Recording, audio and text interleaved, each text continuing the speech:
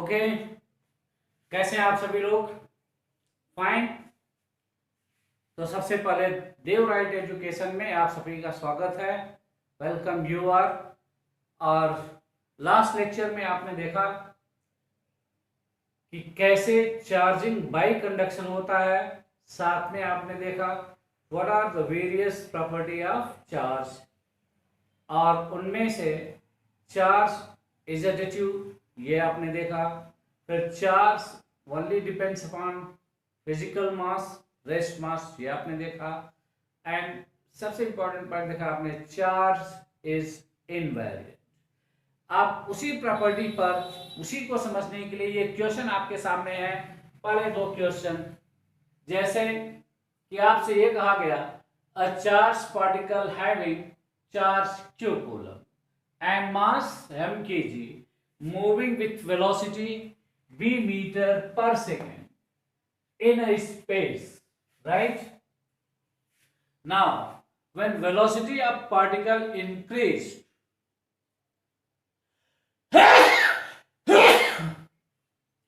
when velocity of particle increased, its mass and charge यानी charge and mass becomes q dash coulomb and m dash kg। तो पहले charge q था, q coulomb, और मास m kg था। Certain velocity v से charge particle चल रहा था। अब आपने उसकी वेलोसिटी को बढ़ा दिया।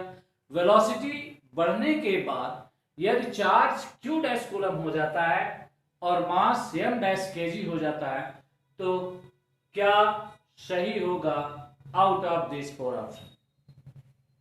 पहला ऑप्शन दिया गया है q dash greater then q और m dash greater than m। क्या ये सही है? यदि आपने प्रॉपर्टी को समझा है तो बताएं। बी ऑप्शन है q dash is equal to q, यानी चार्ज वही रहेगा और मास भी वही रहेगा, m dash is equal to m। Third option है q dash less than q और m dash less than m, यानी पहले से कम हो जाएगा। तो पहला ऑप्शन दोनों पहले से ज्यादा हो जाएंगे। तीसरा ऑप्शन है पहले से दोनों कम हो जाएंगे। और दूसरा ऑप्शन ये कह रहा है कि चार्ज बराबर रहेगा लेकिन मास चार्ज बराबर रहेगा और मास भी बराबर रहेगा।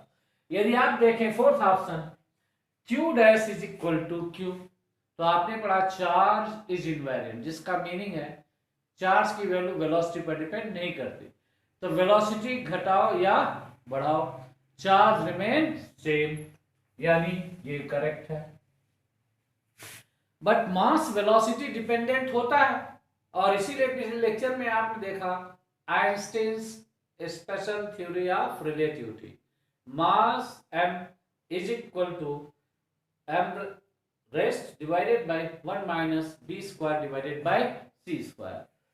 हेंस करेक्ट ऑप्शन ये Einstein's special theory of relativity के अकॉर्डिंग, अगर वेलोसिटी बढ़ रही है तो m dash greater than m है, अगर वेलोसिटी कम हो रही होती तो m dash less than m हो जाता। लेकिन चाहे वेलोसिटी घटाओ या बढ़ाओ, चार्ज की वैल्यू यही रहेगी। कुछ बात समझ में आई? दूसरा क्वेश्चन अगर आप देखें, a charge of q coulomb moving with velocity 5 into 10 to the power 5 meter per second। Charge है, चार्ज की वैल्यू q कूलम है और velocity 5 into 10 to the power 5 metre per second. अब आपने इसकी वेलोसिटी को 100 टाइम्स इंक्रीज कर दिया, velocity increase by 100 times, then how much is the charge on particle? अगर सिर्फ इतना जानते हो आपकी चार्ज इज इनवेरिएंट, यानी चार्ज की वैल्यू वेलोसिटी पर डिपेंड नहीं करती, तो चार ऑप्शन में पहला ऑप्शन है q, दूसरा ऑप्शन 100q, तीसरा ऑप्शन q बाय 100, चौथा ऑप्शन है 10q। तो आप जानते हो चार्ज इज इनवेरिएंट, और जब चार्ज इनवेरिएंट इसका मतलब है कि वेलोसिटी पर डिपेंड नहीं करता, तो फर्स्ट ऑप्शन करें, चार्ज की वैल्यू वही रहेगी, वेलोसिटी चाहे घटाओ चाहे बढ़ाओ, यानी charge does not depends upon velocity, right? अब थर्ड प्रॉपर्टी देखो, सबसे इंपॉर्टेंट प्रॉपर्टी में है आपका charge is conserve.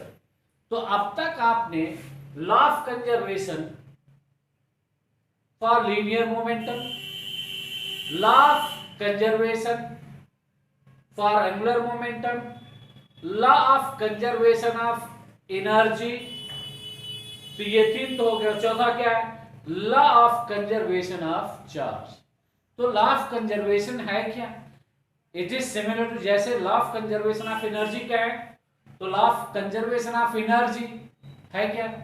Energy neither can be produced nor can be destroyed and it's value can be changed from one form to other form whenever there is a physical interaction or physical phenomenon. Means energy of whole universe remains constant. अब charge भी एक form है किसका? Electrical energy का। तो law of conservation of charge in general sense वही state करता है। और यहां तक कि बोर्ड का आपका रिपीटेड क्वेश्चन है, state what is law of conservation of charge. जैसे आ गया, अब 1 मार्क्स का क्वेश्चन है तो सीधे यहाँ पे आप तीनों में से कोई भी लिख सकते हो। Charge neither can be produced nor can be destroyed but it can be changed from one state to other state due to physical interaction और यही physical phenomenon. So neither can be produced and nor can be destroyed, but it can be changed from one form to other form whenever there is physical interaction or physical phenomenon. ये standard. आप आपने लिखा है one form से दूसरे form में change हो सकता है if there is physical interaction. अगर फिजिकल इंटरेक्शन ना हो, फिजिकल इंटरेक्शन ना हो तो यही क्या है? चार्ज इज आइसोलेटेड, यानी वो आइसोलेशन है, दुनिया से कोई लेना देना नहीं है। तो इसी सेंटेंस को आप इस फॉर्म में represent, charge an isolated particle remains constant. अगर कोई फिजिकल फेनोमेनन ना हो, दुनिया से लेना देना ना हो, तो चार्ज मर नहीं सकता, चार्ज पैदा नहीं हो सकता, यानी उसको कोई डिस्ट्रॉय नहीं कर सकता, कोई प्रोड्यूस नहीं कर सकता। दैट मीन्स जितना चार्ज है उतना ही रहेगा। तो ये भी ना भूलें, वही बात है बट कहने का तरीका अलग है। अगर फिजिकल इंटरेक्शन होगा तो चार्ज की वैल्यू चेंज होगी, अदरवाइज चार्ज की वैल्यू चेंज नहीं होगी। So clear cut and ना बोले charge on isolated particle remains constant, right? अब अगर इंट्रैक्शन हो रहा है, फेनोमेनन हो रहा है, तो चार्ज स्केलर क्वांटिटी है, ये वेक्टर क्वांटिटी है नहीं, और मर नहीं सकता, पैदा हो नहीं सकता। यानी जितना चार्ज फिजिकल फेनोमेनन के पहले था उतना ही चार्ज फिजिकल फेनोमेनन के बाद भी होगा। ये मैथमेटिकल वे है रिप्रेजेंट करने का law of conservation of charge को। तो उसी चीज को कैसे स्टेट कर रहे हो mathematically? Algebraic sum of charge, algebraic sum of charge before and after phenomenon, before and after phenomenon remains constant, क्योंकि charge neither can be produced nor can be destroyed. So whatever was the algebraic sum before the phenomenon will remain same after the phenomenon. Means अगर कोई sphere है, इस पे charge Q1 है, इस पे charge Q2 है, अब इनके बीच कोई इंटरेक्शन होता है, तो इंटरेक्शन के बाद अगर ये पहले था Q1 प्लस Q2, बाद में हो गया इन पे चार्ज Q1 डैश और Q2 डैश, तो Q1 dash plus Q2 dash will be equal to Q1 plus Q2। अब इसी लॉ ऑफ कंजर्वेशन पर जुड़ा ये आपका क्वेश्चन है, और ये आगे चल के देखोगे आप कई क्वेश्चन के लिए शॉर्टकट का काम करता है। अब क्वेश्चन क्या, इसी लॉ ऑफ कंजर्वेशन के मैथमेटिकल फॉर्म को समझने के लिए है।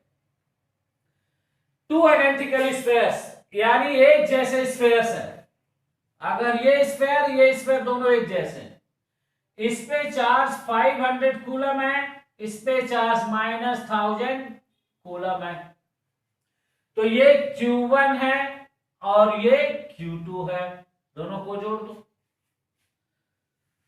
जब दोनों को यानी identical, what is the charge on sphere, यानी before interaction charge were 500 coulomb and -1000 coulomb. Now place at certain distance. What is the charge on spheres when they are brought in contact and replaced back to same position? पहले उनको touch करा देते हैं, फिर वहीं ले जाके रख देते हैं। तो आप देखें कि टच कराने से पहले कितना चार्ज था, तो Q1 प्लस Q2। अब ये करा कि दोनों स्फेयर एक जैसे हैं। जब दोनों स्फेयर एक जैसे हैं, पहले तो चार्ज अलग अलग था, लेकिन टच कराने के बाद दोनों पे चार्ज सेम होगा। अब मान लिया इस पे चार्ज Q डैश है और दूसरे पर भी चार्ज Q डैश है, तो ये Q1 dash plus Q2 dash, यानी Q1 dash is equal to Q2 dash is equal to Q dash. तो यह हो जाएगा 2Q डैश और इससे Q डैश। तो जब इसमें अलजेब्रिक सम करोगे तो 500 कट जाए, क्योंकि ये निगेटिव चार्ज है, तो -500 बचेगा और इसलिए एक स्फेयर पे चार्ज होगा -250 कूलम और दूसरे स्फेयर पर भी चार्ज होगा -250 कूलम, और इसलिए करेक्ट ऑप्शन डी है, based on law of conservation of charge है। Okay, so last property you have seen, the charge is conserved, right? Now the next property, there is leakage of charge, यानी charges leaks as well।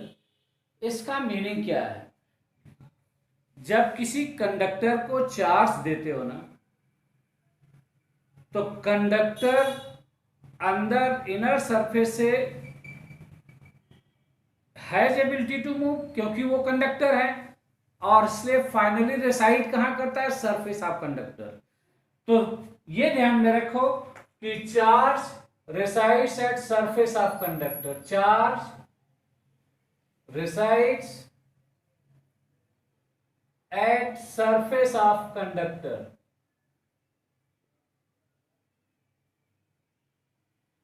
देखो ये conductor है, इसको charge दिया है, तो ये चार्ज सरफेस पे है, बाहर क्यों नहीं जा रहा,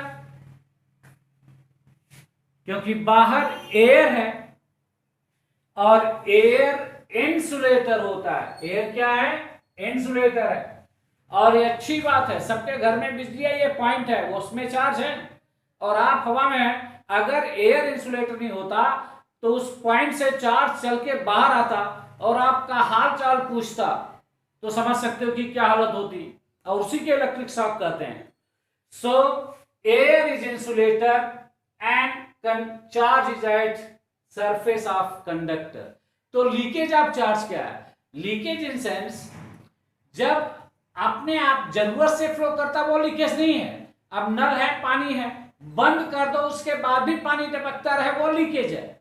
तो अनवांटेड फ्लो, उसी तरह से unwanted flow of charge from surface of conductor to air is leakage. So flow of charge from surface of conductor to air is called leakage of charge। अब लीकेज ऑफ चार्ज कब होगा, जब air conductor बन जाएगा। ये अंदर इसलिए नहीं रहे क्योंकि ये कंडक्टर था, भागे और यहां आके फिर से इंसुलेटर हो गया, तो वहीं रुकना पड़ा। और जब एयर कंडक्टर हो जाएगा तो ये चार्ज सरफेस ऑफ कंडक्टर से भाग चलेंगे बाहर की ओर, और ये तभी होगा जब एयर कंडक्टर हो। तो एयर को कंडक्टर बनाने वाला कौन है, इलेक्ट्रिक फील्ड। जब इलेक्ट्रिक फील्ड की वैल्यू, तो यहां दो बातें पहले बता दूं मैं, और इसे नहीं भूलना। एक तो डाई इलेक्ट्रिक ब्रेकडाउन, ये किसी भी मटेरियल के लिए है, यहां पर बात एयर की हो रही है। तो breaking of dielectric property of air, और डाई इलेक्ट्रिक यानी इंसुलेटिंग प्रॉपर्टी ऑफ एयर। तो जाहिर सी बात है कि डाई इलेक्ट्रिक यानी इंसुलेटिंग प्रॉपर्टी टूटेगी तो क्या होगा, कंडक्टिंग। अब इस डाई इलेक्ट्रिक ब्रेकडाउन के लिए जिम्मेदार कौन है, इलेक्ट्रिक फील्ड। तो कितना इलेक्ट्रिक फील्ड लगाया जाए कि एयर इंसुलेटर से क्या बन जाए, conductor, that is dielectric strength of air. और ये आपका बोर्ड तक का रिपीटेड क्वेश्चन, इसलिए नहीं भूलना, याद है, इसमें हरदम बच्चे कंफ्यूज होते हैं। डाई इलेक्ट्रिक स्ट्रेंथ एक चीज है और डाई इलेक्ट्रिक एयर का कितना होता है, 1, वो दूसरी बात है। आगे डाई इलेक्ट्रिक देखोगे आप, तो डाई इलेक्ट्रिक कांस्टेंट 1 होता है, but dielectric strength of air is 10 to the power 6 volt per metre. ये इलेक्ट्रिक फील्ड की यूनिट है। अब ये आगे आप पढ़ोगे। तो डाई इलेक्ट्रिक स्ट्रेंथ है क्या, the maximum electric field, maximum electric field at which dielectric breakdown of air takes place। and अगर एयर में electric field 10 to the power 6 volt per metre हो जाए तो एयर इंसुलेटर से क्या बन जाएगा, conductor. So maximum electric field जिस पर एयर कंडक्टिंग हो जाता है, that electric field is called dielectric strength. ये बिल्कुल वैसे है जैसे आप चुपचाप बैठे हैं, बहुत सीधे साधे हैं। अब आपका पैसेंस कितना है, आपकी सहन शक्ति कितनी है, तो आप कैसे बताओगे, नंबर ऑफ गाली विच यू कैन बियर। तो आप बैठे हैं सामने और कोई आपको गाली देना शुरू कर दे, तो तीसरा कोई गिनता जाए, जितनी गाली खाने के बाद आपको गुस्सा आ जाए वो आपकी सहन शक्ति है, यानी पैसेंस है जिसे आप कहते हो। वही एयर के लिए डाई इलेक्ट्रिक स्ट्रेंथ है, राइट। अब क्यों यहां आपके सामने रखा गया है, क्योंकि अभी रेनी सीजन है, 2-4 दिन पहले से न्यूज आप 1 महीने से देख रहे हैं, बिहार में कितनी बार बिजली गिर चुकी है, ठीक है, कितने लोग मर चुके हैं। तो कहीं भी बिजली गिर सकती है और हर साल बरसात के सीजन में गिरती है, तो ये बिजली का गिरना क्या है, उसी को आप कहते हो electrical lightning. Can you see here, electrical lightning यानी बिजली का गिरना। और ये होता किसकी वजह से है, due to leakage of charge. तो छोटी सी कहानी है, whenever clouds collide heavily strongly, जब बादल तेजी से टकराते हैं तो फ्रिक्शन की वजह से जब टकराते हैं उस पर चार्ज इंड्यूस होता है। अब ये जो चार्ज इंड्यूस होता है कभी कभी इतना ज्यादा होता है कि बाहर इलेक्ट्रिक फील्ड प्रोड्यूस होता है और ये इलेक्ट्रिक फील्ड एक्सीड कर जाता, बढ़ जाता है 10 to the power 6 volt per metre. So air around the cloud becomes conducting, और जैसे ही एयर कंडक्टिंग हुआ चार्जेस फ्लो ऑल अराउंड, और उसी में एक तरफ अर्थ भी है, तो these charges reaches to earth surface and they cause the damage, that is what you call electrical lightning. और इसीलिए बरसात में आप कॉपर तार ऊपर नुकीला होता है, नीचे जमीन में गाड़ते हो, जिसे कहते हो lightning conductor. Electrical lightning during rainy season when cloud collide strongly यानी heavily, sometime charges produced over surface of cloud such that electric field produced in air greater than 10 to the power 6 volt per meter. Hence, dielectric breakdown of air takes place and means what? Air becomes conducting. and charges flow all around and reach to the earth surface. This is what you call electrical lightning, यानी बिजली गिरना। बरसात में बिजली गिरती है, right. अब ये नहीं चाहते थे तो बिजली गिरी। अब सेकेंड चैप्टर जब कैपेसिटर पढ़ोगे तो उस कैपेसिटर में है वैन डी ग्राफ जनरेटर, और Van de Graaff generator instrument high voltage generator है। बाकी जनरेटर आप घर के सामने भी देख सकते हो। इसका प्रिंसिपल ही ये लीकेज ऑफ चार्ज है। तो लीकेज तो तब था जब अपने आप हुआ, लेकिन जब आप लीक कराना चाहो, that is same thing. Leakage of charge is only called corona discharge. ये वो कोरोना नहीं है जिसकी वजह से लॉकडाउन चल रहा है, उस कोरोना बीमारी को भूल जाओ। ये कोरोना डिस्चार्ज है। कोरोना डिस्चार्ज का मतलब है leakage of charge through short edge of conductor. देखो ये कंडक्टर है और ये नुकीला है, तो अगर नुकीले सिरे पे चार्ज, हर वर्ड क्वेश्चन है आपका, तो नुकीले सिरे पे चार्ज का कंसंट्रेशन ज्यादा है, ये क्वेश्चन है। Surface charge density sigma inversely proportional to R. और फिर कॉन्सेप्ट भी लिखा है, heavy concentration of charge at sharp edge of conductor. और जिससे लीकेज आप चार्ज बनाते हो उससे को आप कंघी जिससे बाल संवारते हो वो नुकीला होता है ना, वैसे ही मेटल का बनाया जाता है। एक तरफ चार्ज दोगे, दूसरी तरफ से चार्ज निकल के बाहर जाएगा, और उसी से बनाते हो वैन डी ग्राफ जनरेटर, जो आगे आप देखोगे। कुछ बात समझ में आई? तो किन किन बातों को लीकेज ऑफ चार्ज का मतलब समझना है। कोरोना डिस्चार्ज का मतलब क्या है, एयर का डाई इलेक्ट्रिक ब्रेकडाउन इसका मतलब क्या है, और डाई इलेक्ट्रिक स्ट्रेंथ एयर का कितना होता है 10 to the power 6। Electrical lightning क्या है, लाइटनिंग कंडक्टर क्या है, ये एक प्रॉपर्टी से जुड़ी हुई कहानी है जिसे आप कहते हो चार्जेस लीक्स एज वेल।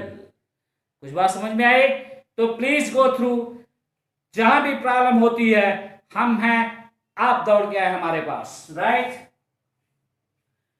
फिर नेक्स्ट प्रॉपर्टी है चार्ज इज क्वांटाइज्ड। क्वांटाइज्ड यानी डिस्क्रीट यानी इनवर्स ऑफ कॉन्टिन्यूअस, जिसे आप डिसकंटिन्यू कहते हो। तो चार्ज की वैल्यू कॉन्टिन्यूअस नहीं है, यानी ये टुकड़े टुकड़े में है। आप इसी को क्वांटाइजेशन कहते हो। तो charge is integral multiple of elementary charge. आपने पहले लिखा प्लस या माइनस n इंटू ई। तो किसी भी पार्टिकल पे चार्ज 1 तो होल नंबर है, इस नंबर का मल्टीपल होगा, यानी वो डिस्क्रीज होगा, वो क्वांटाइज होगा, कभी भी कॉन्टिन्यूअस वैल्यू नहीं हो सकती। फॉर एग्जांपल 1 n बराबर 1 है तो चार्ज की वैल्यू ये है। अगर n बराबर 2 है तो चार्ज की value 3.2 into 10 to the power minus 19 coulomb, यानी 1.6 के बाद सीधे नंबर आया 3.2। अगर कोई कहता है किसी पार्टिकल पे charge 2.6 into 10 power minus 19 coulomb है और आप जानते हो चार्ज क्वांटाइज कहोगे, क्यों बेवकूफ बना रहे हो? नहीं हो सकता, क्योंकि चार्ज इसका